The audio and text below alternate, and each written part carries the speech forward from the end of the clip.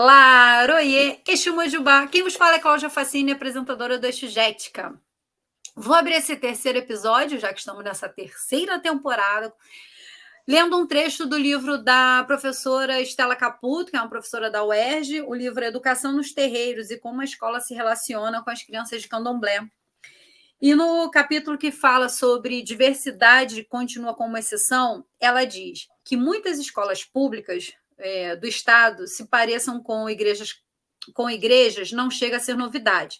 Em quase todas, os cartazes das campanhas da fraternidade já eram pregados nas paredes.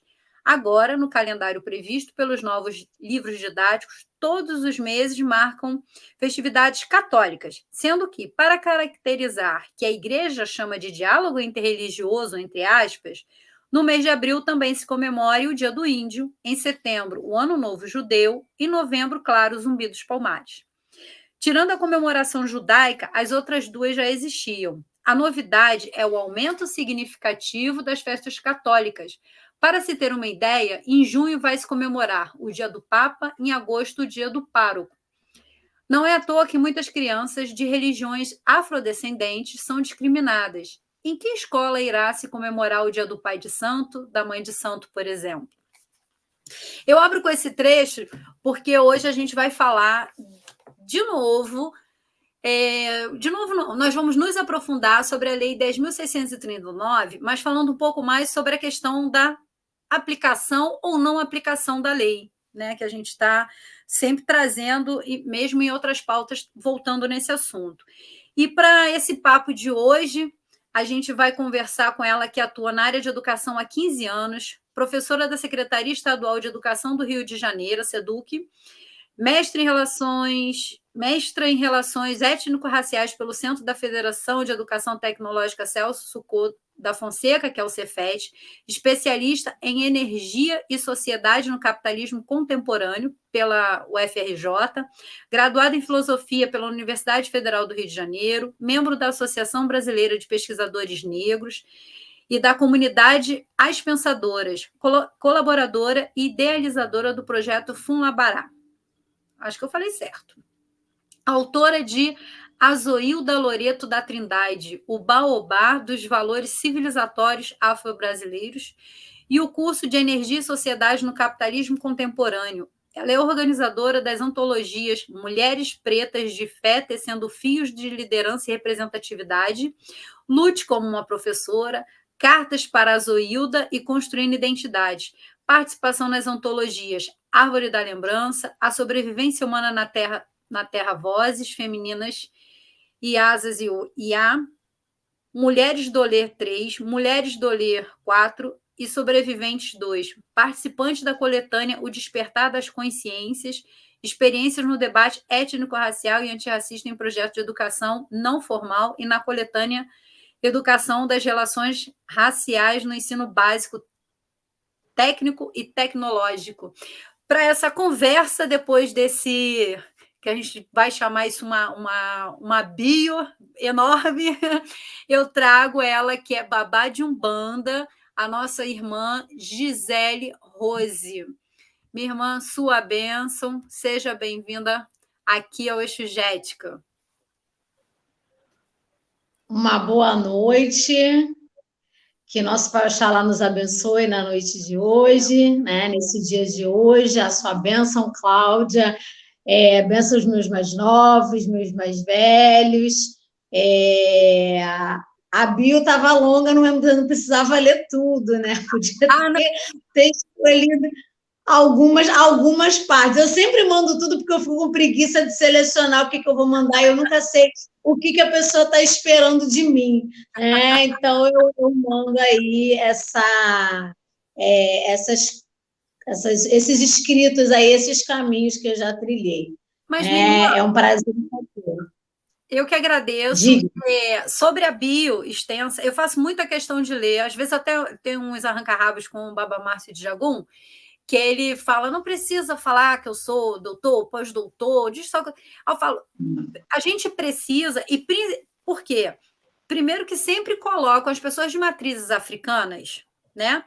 num lugar de que é uma religião de pessoas analfabetas, pessoas não sei o quê, sem letramento, sem o livro, aqueles blá blá blá todo que a gente já sabe. Então, eu gosto de trazer isso para dizer assim: olha só, a galera já ocupou a academia e consegue falar de nós, sobre nós, enquanto terreiro, né, enquanto uma lógica ancestral, né?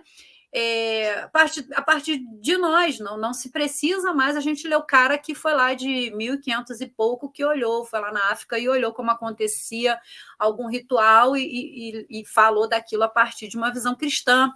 Então, assim, as academias já estão ocupadas por essas pessoas, seja aula de Umbanda. Então, quando vem umas bio assim, eu quero mais ler para dizer assim, ó, academia, ó, tem gente aqui que pode, né, contribuir e dar um novo olhar para isso. E eu me amarro, eu gosto muito. Minha irmã, vamos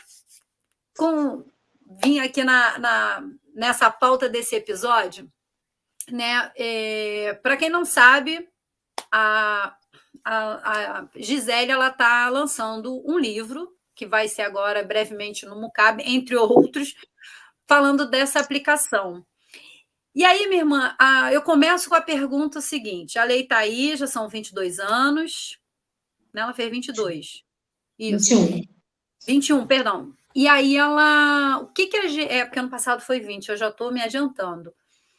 E aí, assim, dentro disso, eu ainda continuo vendo dificuldades dentro da academia, e a gente sabe que nas escolas primárias, eu já nem sei mais se é primária, enfim, no ensino fundamental e médio é também bastante complicado.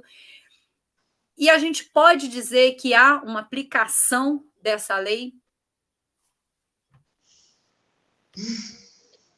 Bom, precisamos refletir sobre isso, né?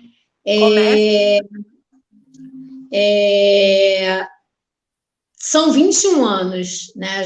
Janeiro de 2025, completamos 22 anos. Acho que já estamos mais próximos aí dos 22 anos do que dos 21. Eu, enquanto mulher negra, militante, eu acredito que a legislação ela nos deu muitos avanços, tá? Ela nos deu muitos avanços. Nós temos muitos avanços no que tange às discussões das relações étnico-raciais. Temos muitos avanços, porém não chegamos ao ideal, principalmente quando pensamos as salas de aula, tanto para o ensino fundamental quanto para o ensino médio. Se for parar para poder pensar, essa lei, quando ela vai ser promulgada, né, ela não precisava, ela não precisava, porque a gente já tinha uma lei de diretrizes e bases vigente antigamente. Porém, né, vigente antigamente não, vigente até hoje, né? Nós temos uma LDB, uma lei de diretrizes e bases, está vigente até hoje.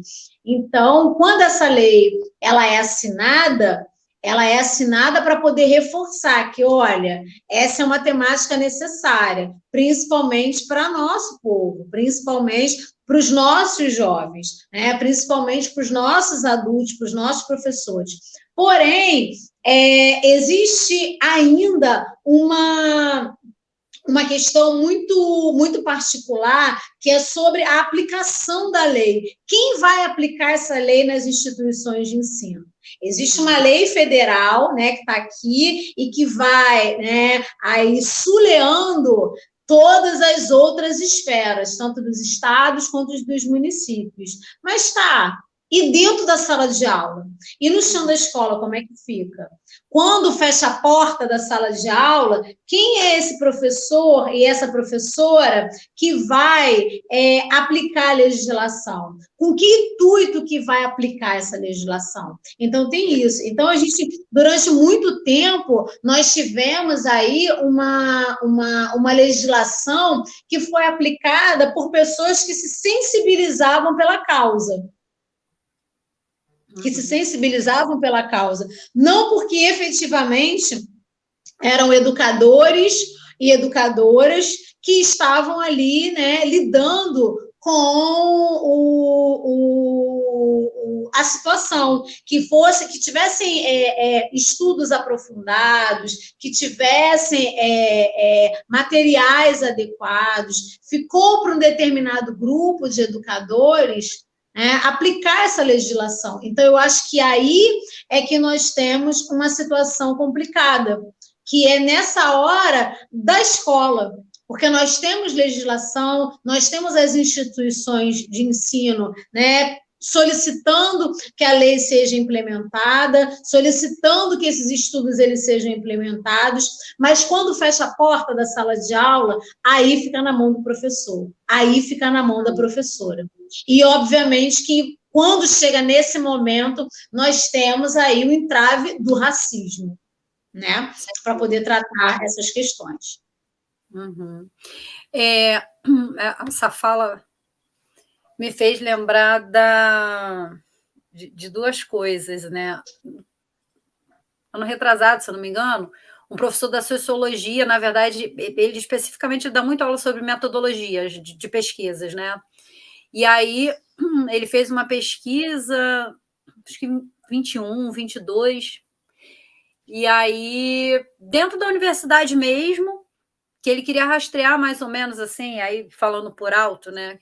Ele queria dar uma rastreada nas questões fundamentalistas, sabe? Estou resumindo, assim, falando por alto, professor Dimitri. E aí, dentro da própria universidade, ele fez essa pesquisa e tal, e aí quando ele trouxe para a sala de aula, dentro da ciência da religião, e a gente fazendo aula de metodologias e tal, e a gente foi ler, assim, a questão fundamentalista, a gente, claro, com todas as ressalvas e tal, mas, assim, o maior número de pessoas fundamentalistas, por incrível que pareça, pelo menos aqui no FJF, atrás da medicina, da medicina, enfermagem, não sei o quê, um pouco ali na engenharia e tal, mas esse número dá um boom dentro da pedagogia. Sim. E aí já deu uma assustada, assim, né? Professores fundamentalistas e tal. E aí você começa a fazer os recortes, né? Dentro daquela pesquisa, mas tá, e quem está na pedagogia e tal? A maioria mulheres. Aí a gente, uma mulher, pedagoga, fundamentalista. E aí que foi perguntado isso, idade, religião, aquelas... Não. E aí, quando a gente se depara com as religiões, não preciso nem comentar aqui, né?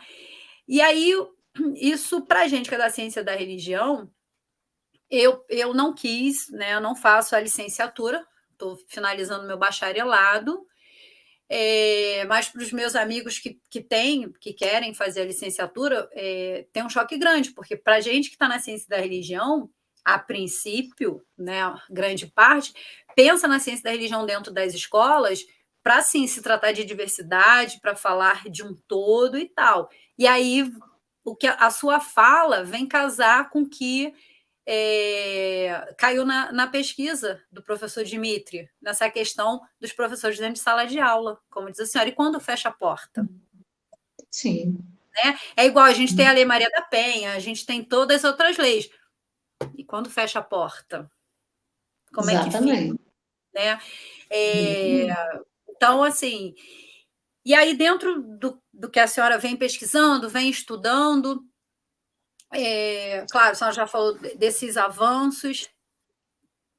O que seria, assim, a senhora diz assim, eu pesquisando, eu achei que seria muito válido tomar um caminho, se é que a gente pode dizer isso, para que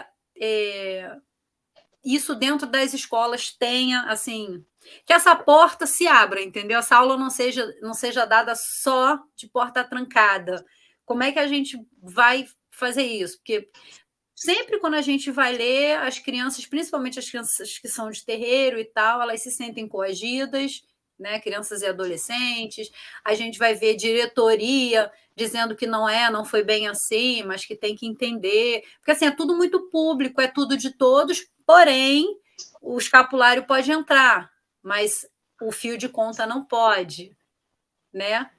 O quepá entra, mas um turbante não entra, um equeté não entra. E aí, como é que a senhora acha, assim, se fosse assim, E a Gisele, dá uma sugestão para a gente, aqui na área de educação, conseguir abrir essas portas. Tem uma questão que eu gosto sempre de frisar quando a gente está conversando sobre a Lei 10.639, ela não se resume a religiões de matriz africana. Ela não se resume a isso. Ensino da África, da história da África e dos africanos da diáspora é muito maior do que religiões de matriz africana. Tá? Eu acho que essa é a primeira coisa. Por que eu estou falando isso? Né? Porque, na maioria das vezes, quando se pensou a aplicação da legislação, se pensou em trabalhar religião. E se trabalhar religião daquela forma bem eurocêntrica, né? Daquela forma de instituição social. A religião como uma instituição social. E se leva essa instituição social para dentro da escola. E aí complica, porque se a escola é laica, se a gente está reclamando, né, que a religião do coleguinha está lá, por que a gente leva o que o nosso povo diaspórico só tem, e esse só você vai entender, porque em determinados momentos, o entrave em relação à aplicação da legislação é que se tornou assunto de religioso. Sim, verdade. Porque virou uma guerra de religião, na verdade, né? Exatamente, virou uma guerra religiosa. Isso é fruto do despreparo dos educadores e das educadoras, despreparo. Isso é fruto, né, da falta de referência, né, da falta de saberes mesmo, porque não é isso. A lei não se resume a religiões de matriz africana. A lei se resume a muitas outras coisas, até porque nós estamos falando de cultura. Exato. Cultura é completamente diferente de religião. E se a gente for pensar, né, eu que escrevi sobre a intelectual negra, a Zoilda Loreto da Trindade, ela dá muitos caminhos para nós, porque ela vai falar que a religiosidade é um valor civilizatório afro-brasileiro. Não é a religião. Então, a gente fica brigando naquilo que nos separa. A gente não trabalha aquilo que nos une. E esse é o maior erro da interpretação da lei. Porque, e eu trabalho muito com a concepção dos valores civilizatórios, porque eu acho que a Zoilda estava corretíssima quando ela vai pensar esses valores, e ela separa ancestralidade, é diferente de axé, que é diferente de religiosidade. São 3 valores civilizatórios diferentes. Eles não estão juntos. E hoje, o que acontece? Com a aplicação da legislação, todo mundo quer colocar, né, todos esses assuntos no mesmo pacote, e não é assim. Eu já vi professores, né, que na época da Semana da Consciência Negra, pediu para uma turma de 2º ano do ensino médio fazer uma maquete de um terreiro. Eu já vi professor pedir na Semana da Consciência Negra para o aluno se fantasiar, muito, entre aspas, aí, se fantasiar de macumbeiro. Porque é se fantasiar, porque se o aluno é da religião, você vai colocar ele com aquela roupa para quê?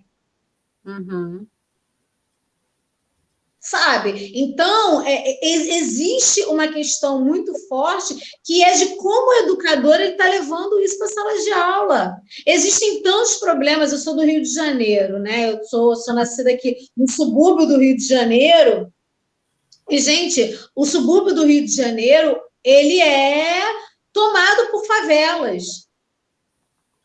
Ele é tomado por favelas, ele é tomado por comandos, ele é tomado pelo tráfico. Nós temos uma violência altíssima. E chega na Semana da Consciência Negra, a gente não trabalha a valorização da cultura negra, a gente quer ficar brigando com religião, desculpa. Sim. A gente não faz um recorte de que o aluno preto que está indo para a escola, né, ele precisa ter uma boa refeição, porque talvez ele não vai ter uma refeição decente em casa. São essas as reflexões. E todo mundo parou na discussão de orixá. Sim. Que não pertence à escola, que até pertence ao chão da escola. Mas a população preta hoje, ela tem urgências. Ela tem urgências. A gente precisa ensinar os meninos pretos a se defenderem da polícia militar. De que adianta a gente falar dos fundamentos de Xangô, dizer que Xangô é o orixá da justiça, se a gente não diz para o menino preto como é que ele faz para ele receber uma ação justa da polícia militar? Então, que educação é essa? De que está valendo? Então, falta uma interpretação muito grande dos educadores. Né? Eu gosto muito, eu sou muito amiga do Ivanir, o Babalô Ivanir dos Santos. Acho que hoje no Brasil não existe uma pessoa que escreva melhor sobre intolerância religiosa e que escreva melhor sobre a questão, né, negra e da religião, tanto na escola, quanto nas favelas, né, quanto nos espaços de terreiro. Não existe hoje uma pessoa que escreva e que tenha uma visão tão ampla quanto a dele, até porque é de um homem preto, né, nascido no morro, e é um mais velho, é um militante, sempre esteve lá. Eu costumo dizer que quando a chapa esquenta aqui no Rio de Janeiro, que um terreiro aqui depredado, quando acontece alguma coisa, sempre é ele que vai. Todo mundo estuda, todo mundo faz, mas na hora que o bicho pega, é ele que está lá. É para ele que a gente tapa, né? É para ele que a gente liga, é ele que manda assessoria lá, é ele que, sem ninguém saber, pergunta, e aí, tá tudo bem? Né? Então, a gente sabe como é que funciona. Ele não ficou somente nesse espaço, né, da academia. Eu gosto muito dos ensinos dele, porque ele faz essa diferença. Tem que existir essa diferença. A Lei 10.639, ela não é para poder falar somente de religiões de matriz africanas. Existem outras práticas, existem os quadrinhos. Por exemplo, vou começar a falar um pouquinho das experiências aqui, né, que nós temos no livro Construindo Identidade. A gente tem histórias em quadrinho, nós temos filosofia, nós temos arte, nós temos religiões, nós temos educadoras evangélicas, mulheres pretas, que trabalham com as relações étnico-raciais dentro de sala de aula. Nós temos pessoas brancas, que são das religiões de matriz africana, e que trabalham com as relações étnico-raciais dentro de sala de aula. Mas são todos educadores que pensam a temática, né? E que não ficaram presos a somente uma vertente. Não é só isso. E aí a gente hoje quer falar sobre, se eu fizer uma pergunta, né? Tá, mas qual a língua que se fala no Benin? Ninguém sabe. Ninguém sabe me responder. Se eu perguntar em algumas partes de África qual é a colonização, qual a posição no mapa do continente africano do Egito?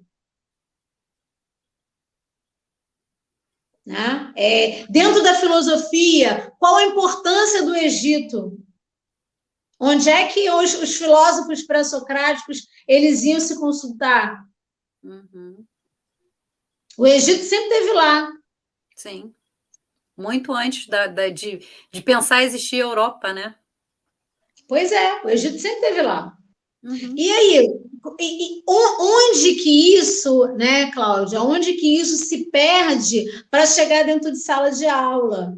Né? Eu sou da filosofia e hoje que a gente, né, há pouquíssimo tempo, que se fala de uma filosofia africana, né? Mas não é só uma filosofia africana. Daqui a pouco a gente vai ter que ampliar isso aí, porque são filosofias africanas. Exato. São muitas filosofias.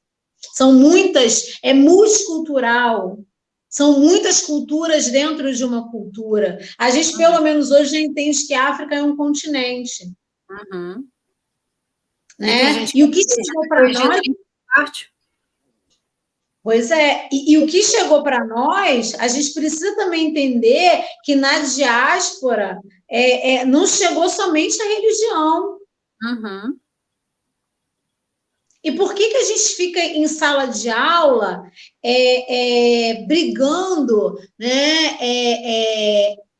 Na verdade, não é brigando, mas na verdade é focando naquilo que nos separa. Exato. Porque tem criança que tem que esconder o fio de conta aqui no Rio de Janeiro porque mora num lugar onde a facção não deixa usar. E essa temática vai estar dentro da escola. Como é que essa criança vai chegar a casa e ela vai falar sobre esse assunto dentro de casa? Junto com os seus. Então, que escola é essa que também não tem esse entendimento do que é o Rio de Janeiro? Uhum. Isso eu estou falando do Rio de Janeiro, tá? Imagina os outros estados, os outros municípios. Sim. Que também não são tão diferentes assim. Uhum. Eu acho, irmã, claro, eu puxei pela religião, até porque eu sou da ciência da religião, mas quando eu falo da religião também fazer parte né, de ser uma pauta, porque na minha percepção, assim, eu não vejo as matrizes africanas só como uma questão religiosa, do mito e do rito, sabe? Eu entendo que são povos que vêm, que se formam, que se juntam, se formam, em cima vão trazer seus ritos, seus mitos, e isso não está só num local, num horário religioso, igual acontece na igreja. Eu tenho minha vida profana, mas hoje é meu dia de culto ao sagrado, me religar. Não funciona nessa lógica, né? Porque quando a gente fala de qualquer terreiro, de qualquer matriz africana, ali você tem o socorro a quem chega, a mulher, né? A mulher ferida, a família que não tem o que comer, você tem o psicológico, pessoas né, que chegam precisando de uma palavra, disso, daquilo. Funciona assim. É como se for dentro do terreiro você tem o hospital, você tem a parte social, você tem a parte econômica, e por aí vai. Assim, é trazer essa potência disso. E aí a gente, como diz a senhora, a gente está tão ligado nessa guerrinha do que separa, que a gente esquece que sempre o não falar sobre, né, os africanos que aqui chegaram, ou estudar a África em si, para não dizer a potência desse povo, é para sempre deixar, como eu aprendi, né, que eu sou lá da década de 70, 80 na escola, a gente pensar assim, nossa, o negro... Porque eu lembro de eu criança, né, que a gente estudava na escola, o negro era analfabeto, o africano chegava aqui, era analfabeto. Mas a partir de que lógica? Né?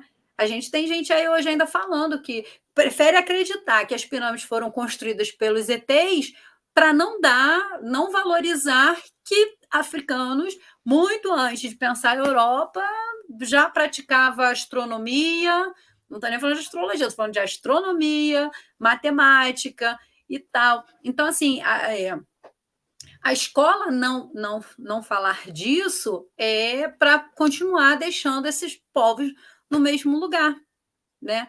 E aí, assim, como é que a gente vai desembolar isso? Avançamos, como a senhora fala, a Baba Márcia também fala muito disso, mas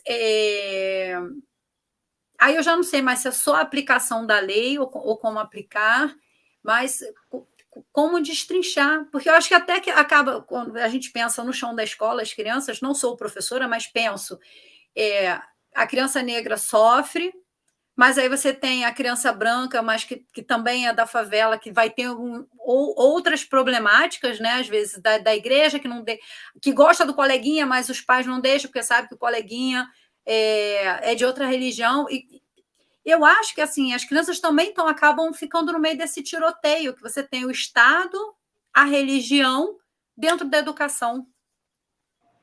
Ou eu assim, tipo, estou muito equivocada. As crianças pobres estão morrendo, né? Essa que é a grande verdade. Para começo de conversa, eu acho que esse é o problema maior. Né? Estão morrendo, e eu falo, obviamente, especificamente do Rio de Janeiro, elas estão morrendo em função da violência. Né? Nós temos um Estado extremamente violento, né? Que, obviamente, a questão religiosa, ela perpassa, mas me deixa muito aflita, né, quando chega no final do ano e que tem... E eu gosto sempre de falar sobre essa questão da religião, por quê? Porque pouca gente tem coragem de falar sobre isso. E pouca gente tem coragem de ter o posicionamento que eu tenho, mesmo sendo uma mulher, né, de religião de matriz africana. Você passa um ano inteiro com uma turma onde tem estudantes pretos e você não elogia durante um ano esses alunos pretos. Você não olha para uma criança preta e fala: você é bonita, você é bonito. Nossa, como isso aqui tá bonito. Mas chega no final do ano, você quer fazer um projeto que fala sobre Oxum?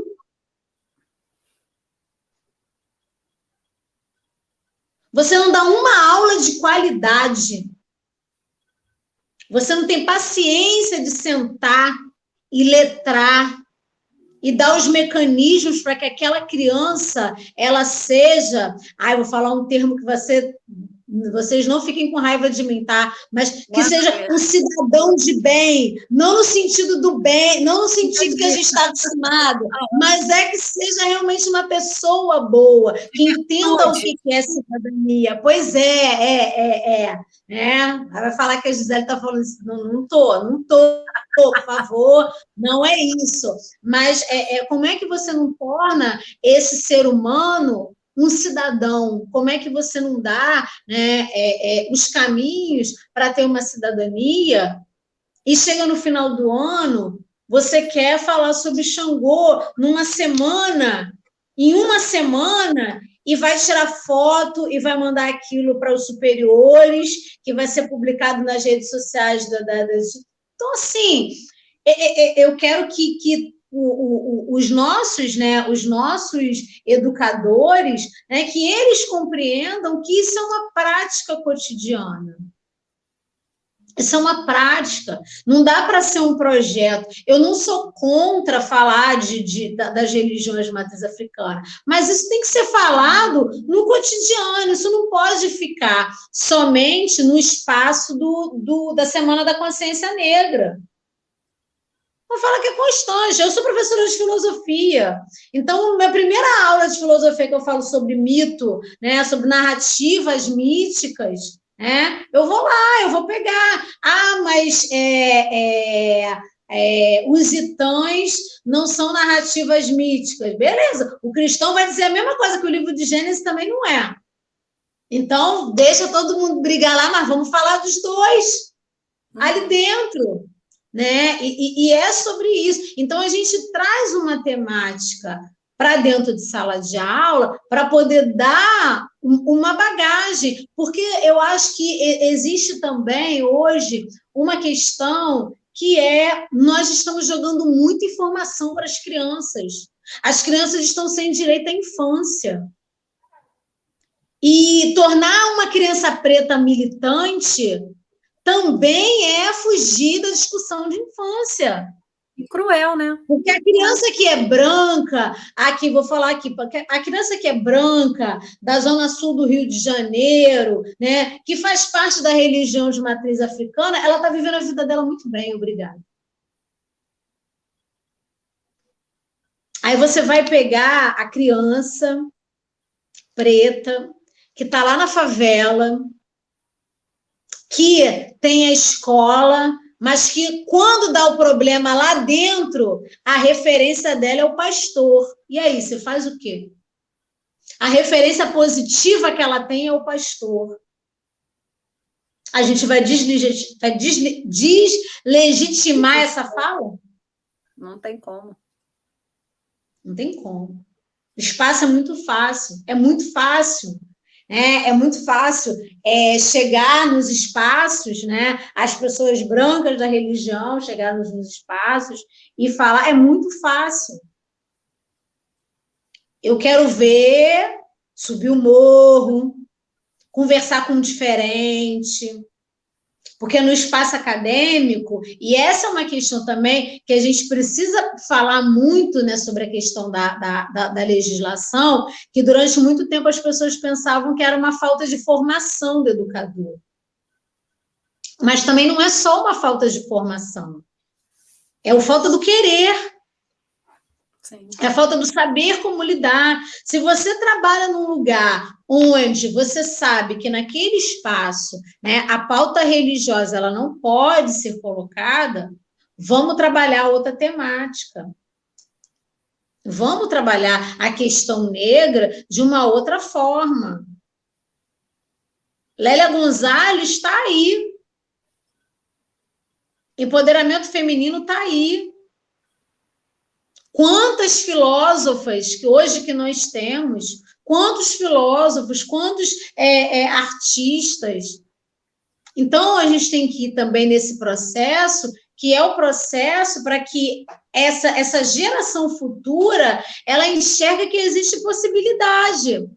Porque também quando a gente fica presa na questão da religião, eles pensam assim, tá, então não tem possibilidade para mim, porque eu não sou dessa religião. Eu não posso falar disso, porque se eu falar disso, vai dar problema onde eu moro. Vai dar problema no final de semana quando eu for na igreja.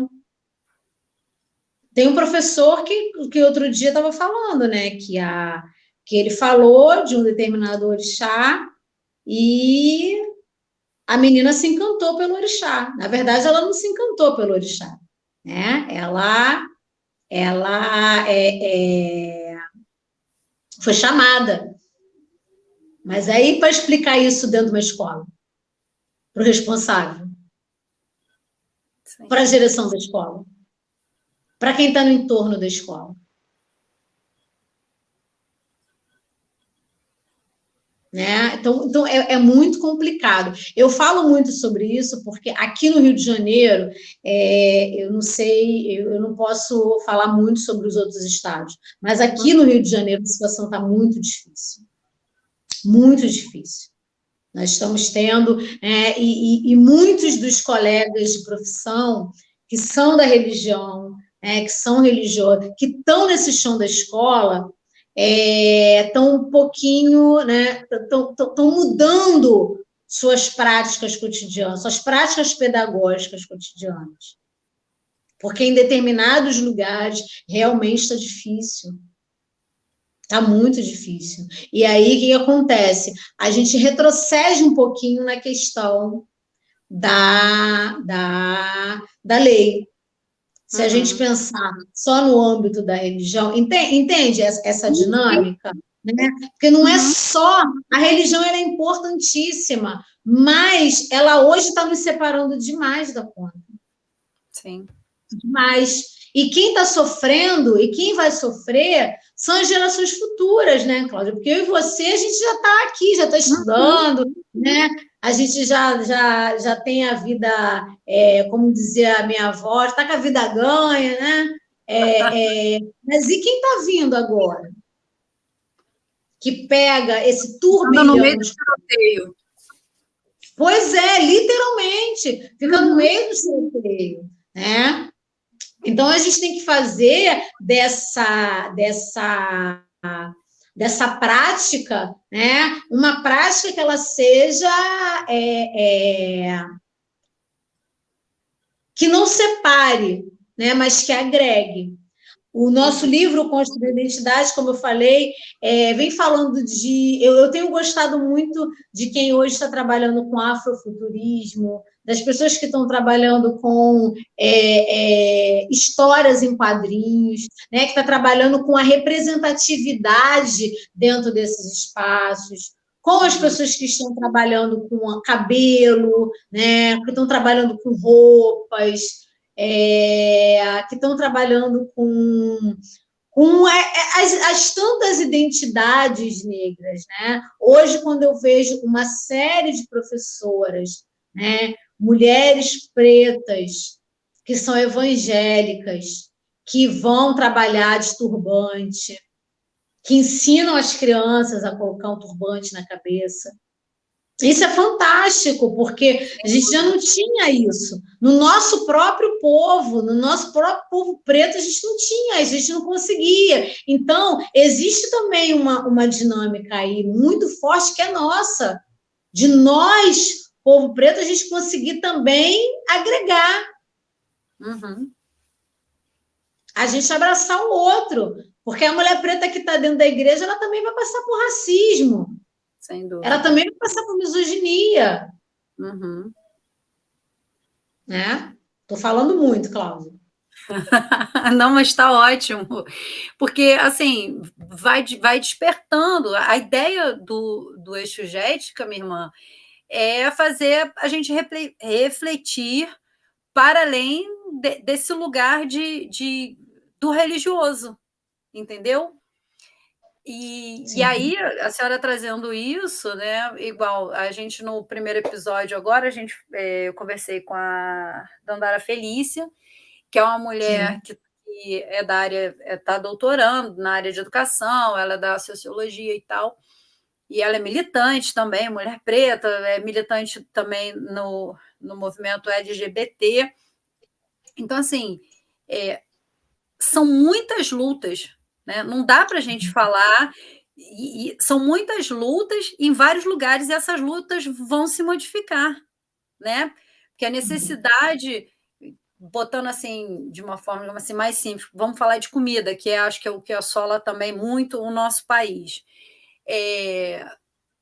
Até quando se pensa, né? Então tá, então vamos acabar com a fome, vamos distribuir cesta básica. Num país como o nosso, que cesta básica você vai mandar para o Nordeste, que cesta básica você vai mandar para o Norte, que cesta básica você... Porque, assim, as pessoas têm hábitos alimentares diferentes. A gente tem... No Brasil, a gente tem horários diferentes, né? Incidência de sol e tal. A gente está falando de quê? Não dá para unificar, não dá para hegemonizar essas questões, essas pautas.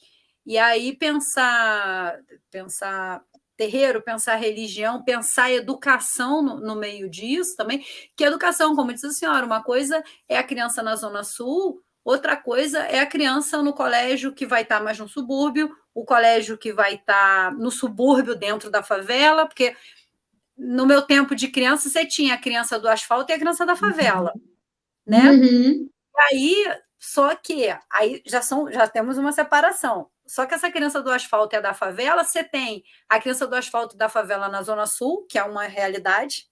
Você tem a diferença do subúrbio e da Baixada Fluminense, quando a gente está falando de Rio. Né? Os recursos são diferentes, tudo muda, então também. E aí, como é que a gente vai tentar puxar um fio, né? Um fio condutor, para levar a gente a um lugar comum nisso aí, nesses diálogos e nessa discussão. Desde que a senhora abriu a câmera aí, que eu estou vendo que a senhora está com esse livro, como é que é? O Despertar da Consciência, né? Das consciências. Isso. Eu tenho a professora Luane Bento, que eu também já trouxe ela aqui na UFJF. Eu achei a sacada dela maravilhosa. Ela é uma das autoras. Ela é uma das... Eu sou uma das autoras também, né? Sim. E aí, dela com as tranças e com a questão matemática. Porque no meu tempo era barrinha de chocolate a fração. E aí... E no dia que eu conheci a Luane, foi muito engraçado, porque assim, eu não sabia que ela era das ciências sociais, eu jurava que ela era da matemática. E para mim foi eu fiquei assombrada. Aí eu liguei para um colega que era professor e falei assim, mas como assim ela é das ciências sociais? Não entendi não consegui entender, e é isso, a gente está falando, né, dessa interdisciplinaridade. São essas práticas que tem que estar em sala de aula. É a étnico-matemática, né? São as histórias em quadrinhos com os personagens negros, né? E isso tudo a gente vai trabalhar, né, as identidades negras dentro de sala de aula. Né? E eu acho que hoje é uma ferramenta, né? São ferramentas, na verdade, que protegem, inclusive, o educador que é de religiões de matriz africana. Sem dúvida. Porque nós também, enquanto educadores das religiões de matriz africana, somos perseguidos. Dentro do próprio trabalho, né? Extremamente. Somos perseguidos não só pelos nossos superiores, mas por alunos, por alunas, por responsáveis. Essas pessoas estão aí, né? Eu nunca tive problema em relação à minha religião, sempre disse, até porque chego de carro, meu carro tem guia, né? Então, tem como chegar de manhã, todo mundo vai ver o carro com guia, né? Não tem, mas não sou aquela pessoa que ande com guias, né, que vá, assim, não fui, eu gosto também, e digo isso porque eu sou assim, porque eu quero me blindar, porque eu sou uma mulher preta, e onde eu trabalho, os lugares, eu não posso ficar, né, como diz aqui, dando mole. Se a gente der mole também, sabe que né, é complicado. Então, assim, a nossa forma também de agir, né, é uma forma que é completamente diferente. A gente tem professores, né, nesse livro que trabalham a questão das relações étnico-raciais voltadas para as questões religiosas, trabalham com a questão cultural do empoderamento da criança. Né, do se empoderar, trazer os elementos, né, da terra, trazer os elementos religiosos, de uma coisa cultural. Perfeito, perfeito. Agora, o que eu acho errado é chegar no final do ano, isso aí eu vou sempre brigar. O colega que nem é da religião vai mandar o aluno vestir roupa de orixá para dançar e ganhar ponto. Isso aconteceu numa escola que eu dava aula, né? Pediram, e aí os alunos chegaram para conversar comigo. Mas, professora, o professor pediu para fazer esses. E olha só, Cláudia, quem chegou para falar não foram os alunos evangélicos, foram os alunos da religião. Olha. Professora, o professor pediu para a gente dançar na quadra, com roupa de santo. Aí eu falei assim... Não tem noção, né, das coisas, né? Não tem noção. Aí eu falei assim, vocês não dançam. É simples. O que para ele é folclore, né, para nós não é. Então você não vai fazer isso. Não vai dançar. Aí o outro virou e falou assim, professora, teve um que pediu para a gente fazer maquete. Aí eu falei assim, aí eu brinquei, né? Eu falei assim, pega um isopor e coloca um papel verde e bota um monte de árvore e um monte de casinha. Aí o menino olhou para mim e começou a rir. Eu falei assim, aí ele, vou ganhar 0, né, professora? Eu falei assim, ainda bem que você sabe, né? Porque uma boa parte dos axés são assim, mas na cabeça dele, terreiro não é assim. Na cabeça dele, você não sabe o que ele está pensando que é. Né? É um terreiro. Para você fazer uma maquete, você vai fazer uma maquete com o quê, meu filho? Ele quer que você coloque o quê na maquete?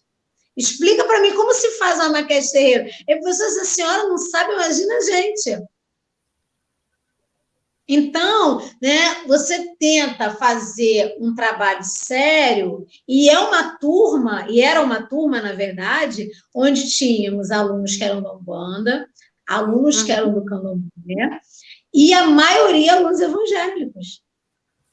E a gente conversava sobre isso, assim, tranquilamente, porque, na verdade, o que aconteceu? existiu uma conversa anterior.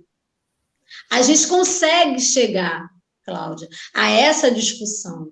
Mas antes disso, a gente tem que falar, né, sobre cabelo, a gente tem que falar sobre violência, a gente tem que falar sobre empoderamento, a gente tem que respeitar a fala que o aluno traz, a gente tem que respeitar, a gente tem que saber que em determinadas situações a gente não tem como falar nada. Eu tive uma aluna uma vez que olhou para mim e falou assim: professora, seu cabelo é tão bonito. Aí eu, obrigada. Eu gosto de cabelo assim, cabelo black. Aí eu falei assim: quando você quiser, deixa o seu, faz a transição. Aí ela, eu não posso. Aí eu falei assim: por que você não pode? Porque o pastor não deixa. O pastor quer todo mundo com cabelo alisado. Well. Aí, sendo assim, não dá. Eu vou falar o quê? Peita, né? Como é que você vai dizer isso para uma criança, para um adolescente, que, como a gente diz, não paga as contas, né? Nunca vou falar isso. Até porque, se eu falo isso, eu vou estar desrespeitando aquela pessoa. Sim. Não é que ela não queira e que ela... Não, ela acha bonito. Mas, naquele momento, ela não tem o referencial, a bagagem e o empoderamento para ela deixar o cabelo dela ficar natural. E isso é um processo que eu não posso desrespeitar. E o que acontece também é que, em muitos momentos, a gente vai desrespeitando os processos da criança e do adolescente. Que são processos que, em determinados espaços... Por exemplo, quando eu era criança que meu cabelo era alisado, foi um desrespeito ao meu corpo. Sim. Foi um desrespeito ao meu cabelo. Eu vim conhecer o meu cabelo depois, quase com 40 anos. Como é que era a textura do meu cabelo? Porque até então era só o cabelo alisado. Uhum. Só que esse foi o meu processo. Eu não posso chegar para uma criança ou para uma mãe, para um responsável, e falar assim, tem que deixar. Não tem o quê. Não tem que nada, né? Não deve nada. Isso tem que nada, né? Porque a gente está ali na tarefa de educar. A gente não está na tarefa de impor. Educar é uma coisa, impor é outra. E aí a gente entra novamente na questão da legislação, que a legislação ela vem para a gente educar. Ela não vem para a gente impor. A legislação ela perpassa a educação e não a imposição. E é isso também que tem dado muitos problemas. E considerando que, né, o racismo está aí, independente da religião, né? Sabemos disso. O nosso maior problema hoje é o racismo.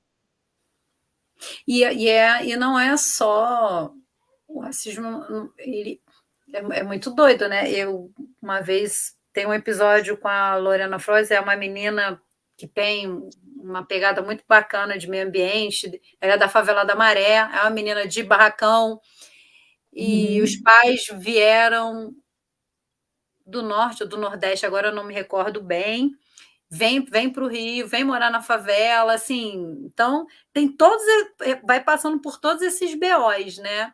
E aí ela vai para o meio ambiente, e foi muito bacana ela trazer reflexões assim nessa questão, quando a gente também quer falar de natureza, de que natureza você está falando, né? Porque como é que você quer falar, implantar num colégio a questão da natureza, porque é automático. Falou natureza, a gente pensa na floresta, né? Nas árvores e tal.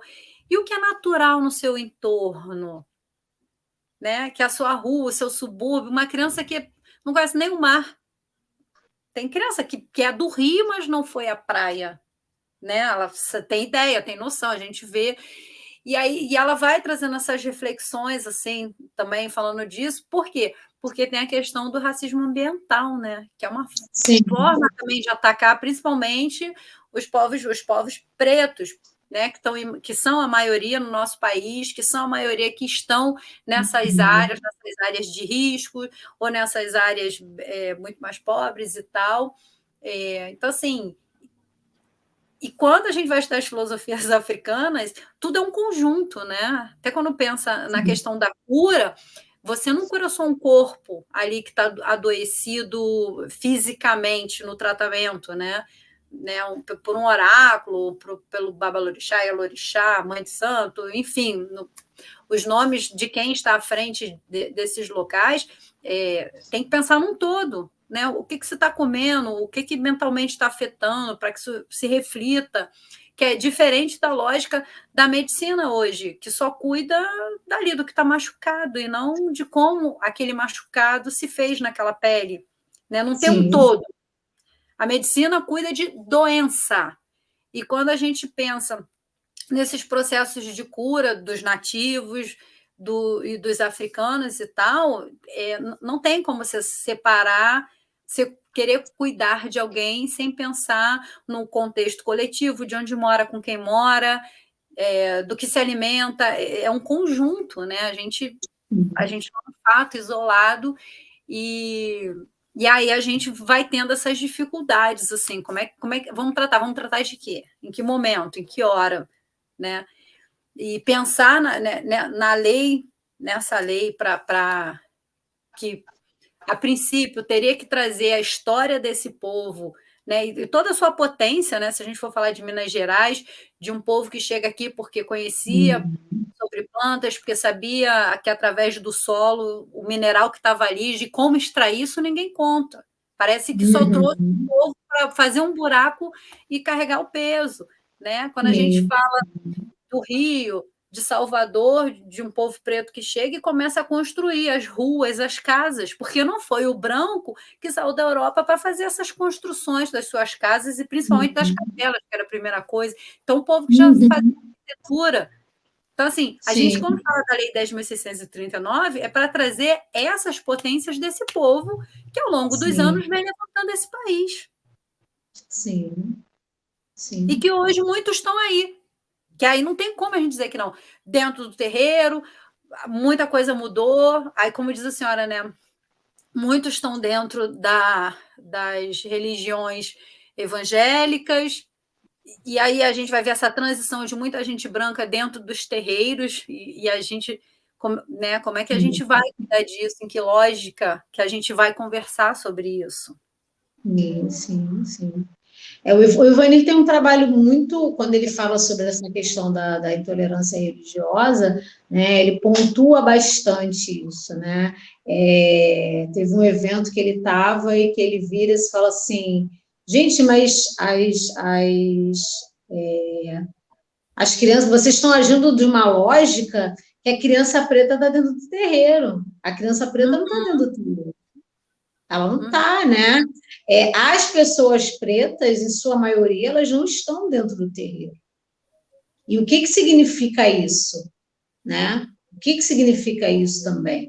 O que isso quer demonstrar para nós?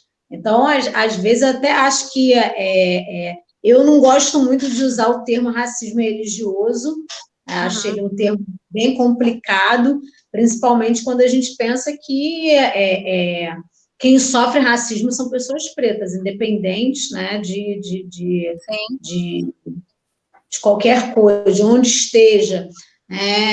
Então, quando a gente vai falar sobre as questões de negritude, né, a gente tem que pensar sobre as tantas problemáticas, as tantas questões que existem, e não ficar somente em uma, né? Eu estou falando isso tudo aqui em relação às relações de matriz, às religiões de matriz africana, que é para quem for, né, assistir, para quem for ouvir, né, para quem for refletir sobre essa temática, que é a temática da legislação, que também fique atento a isso. Porque a gente não pode ficar parado somente naquilo que nos separa, A minha fala tem sido essa durante muito tempo. A gente não pode ficar somente naquilo que nos separa. Nós temos também que entender aquilo que nos une. Uhum.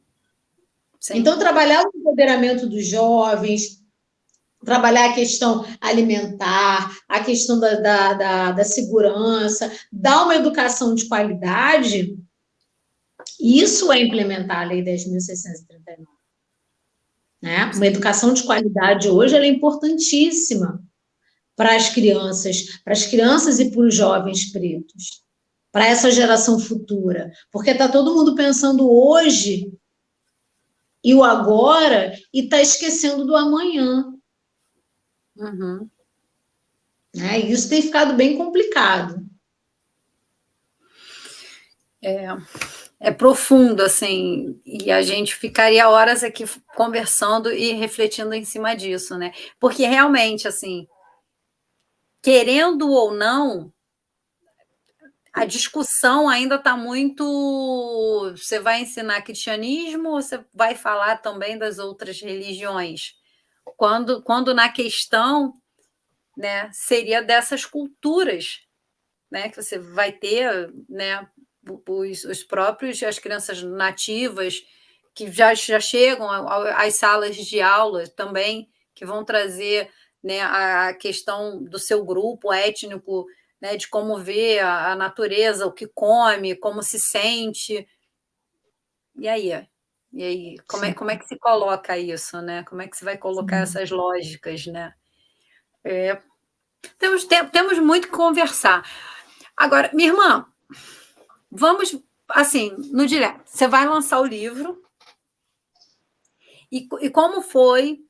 A gente está avançando aqui na hora, mas como é que foi essa jogada do livro pensando nisso? Claro, você está tendo sala de aula, você tem todas essas, essas cosmos-percepções, porque não é uma coisinha só, não dá para dizer que é só a visão disso, mas como é que foi essa trajetória assim, de formar esse livro? Né? E agora está ele aí chegando para a gente poder ler, refletir um pouco mais, se aprofundar. Porque o podcast assim, é para também trazer os seus pensamentos que vão estar nesse escrito e também para a galera ler, se aprofundar um pouco mais na sua escrita, conhecer um pouco mais a Gisele Rose e a gente poder trocar mais ideias sobre isso. Então, conta um pouquinho aí de como foi essa trajetória, o pensar desse livro, produzir esse livro, que vai ser agora estreado, lançado agora no Mucabe. Esse livro, né, o Construir Identidades, eu estou aqui olhando agora, que eu tenho que pegar a cola, né, porque estou olhando o PDF do livro aqui. Né? Tá linda, tá linda. Tá linda, a capa tá linda, a gente já recebeu aqui, recebi as fotos, né? E a ideia de fazer esse livro foi mesmo de celebrar os 21 anos da Lei 10.639, trazendo essas práticas. São práticas que são feitas ao longo desses 21 anos e algumas delas antes da assinatura da lei. Eu acho que isso é bem interessante. E a gente tem experiências não só em escolas públicas, mas em escolas particulares também, nas várias esferas, nos vários segmentos. Então, o livro está bem diverso, né? Ele tem uma discussão muito bacana, ele traz realmente caminhos para que a gente possa implementar. Tem textos aqui que vão falar sobre a estética negra, tem textos que falam sobre tramas filosóficas, que falam sobre crianças de axé, teias ancestrais, que fala sobre histórias em quadrinho, que fala sobre educação antirracista. Né? Então, nós vamos ter aí uma série, né, de vivências, de experiências, de ações que foram bem-sucedidas desses professores que, durante, aí, ao longo desses 21 anos, vem aplicando dentro de sala de aula. Então, Ele está bem bonito, está bem legal. Ele é o primeiro desse selo Construindo Identidades. A gente já está trabalhando com a construção do próximo, né? Daqui a pouco vai ser lançado aí já a capa do próximo, acho que você vai gostar bastante, mas deixa, né? Deixa Aguçando da quietinho. Curiosidade, é isso mesmo? Está valendo isso? Exatamente isso.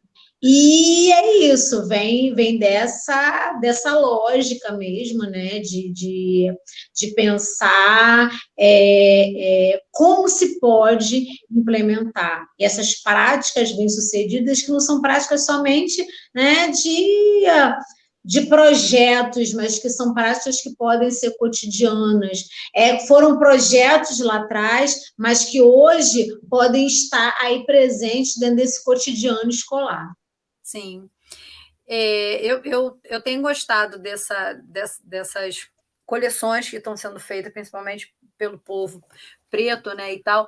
Eu tenho um livro também, que também é uma coletânea de pessoas, que é o... Cadê? Ai, pensei até que eu tinha perdido meu livro. Que é Repensar o Sagrado também. Sim. Nossa, eu acho esse livro maravilhoso, assim, porque é aquilo. É tudo isso que você está falando, né? É o nosso dia a dia, né? E aí vou pegar uma fala do falecido professor Rubens Alves, apesar de não ser um homem negro e de coisa, mas que ele fala que a gente precisa, né, profanar o sagrado, sacralizar o profano. Isso vai acontecer em algum momento, né? Porque as coisas estão interligadas e repensar também, tirar a gente dessa questão de que tudo se baseia só no mito, no rito, e que a gente tem muito mais, né, para trazer, e que isso tudo também que é sagrado está no nosso dia a dia, né? Eu adoro esse livro, assim, esse repensar, né? Ver o Oxum na mulher do dia a dia, não só aquela coisa encantada que está num lugar muito afastado, né? Você pensar no Ogum, que é o cara que vai prover. Aí vou falar família no sentido de não daquela coisa, mas do cara que vai prover para sua comunidade. Às vezes o cara é solteiro, mas mora com a mãe, toma conta da avó, enfim, cuida de um pai, né? A gente também repensar um pouco isso. Eu gosto muito e estou muito curiosa aí para ler o seu livro o quanto antes e tal. Vai ser muito bom. E deixo aberto aqui, minha irmã, para a gente poder conversar outras vezes, porque eu queria perguntar milhões de coisas, mas o nosso tempo está avançando. Eu vou abrir para você fazer suas colocações aí finais para a gente. Primeiramente, eu queria agradecer ao convite, né, agradecer pela sua iniciativa, né, e a iniciativa de tantas pessoas que hoje nós temos que dão aí que divulgam, né, que tem essa parceria. Eu acho que a luta antirracista, ela não é uma luta só nossa, né, só nossa, das pessoas pretas, mas ela é uma luta de todos, de todas, de todos, né? Ela é da gente a todo momento estar, né, repensando as nossas ações, repensando as nossas conexões, repensando, né, as nossas convicções. Né? Então, eu agradeço a oportunidade. O Construindo Identidades ele vai estar sendo lançado amanhã, às 13 horas, no MUCAB.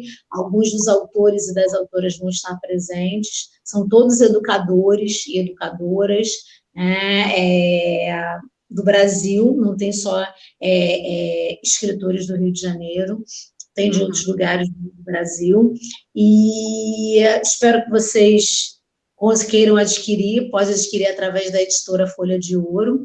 Tem lá um Instagram, né? No Instagram tem um linkzinho para fazer a aquisição do livro. Ele está em pré-venda e, obviamente, amanhã já entra em venda. Então, acompanha aí e é isso, é isso. Eu já estou abrindo aqui, por isso que eu não abri a tela de novo, que eu estou olhando aqui, entrando no Instagram do Folha de Ouro.